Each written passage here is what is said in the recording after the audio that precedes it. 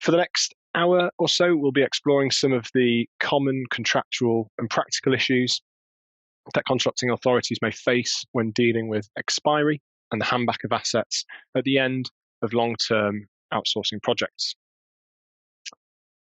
Specifically, this webinar will cover some common legal and contractual issues organisations may face in the build-up to and on expiry, and in particular, the inadequacy of the drafting approaches in the earlier PPP and PFI contracts, or simply the lack of attention that was given to them some 25 years ago. We'll cover both the legal and practical solutions to a number of these issues, as well as an overview of the opportunities that are presented on expiry. We'll therefore include tips to effectively manage the expiry of PFI contracts, as well as the transition process, whether that be a potential reprocurement or insourcing.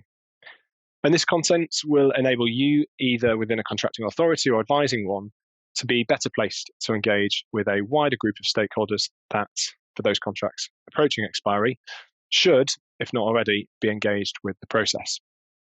The IPA recommends that you start looking at your contract and getting ready for expiry 7 years in advance of the contract actually expiring, which may strike you as a very long time to do 7 years in advance. That's longer than the term of many contracts, but it really is necessary to engage that early for reasons I'll talk about in more detail later. But it's important to recognise that the handback process will, in effect, be very similar to the procurement process. It will be a very resource-intensive process, bringing together the technical, financial, and operational elements to come together with the legal elements of the contract, and need to really investigate, interrogate all of those and make sure they hang together.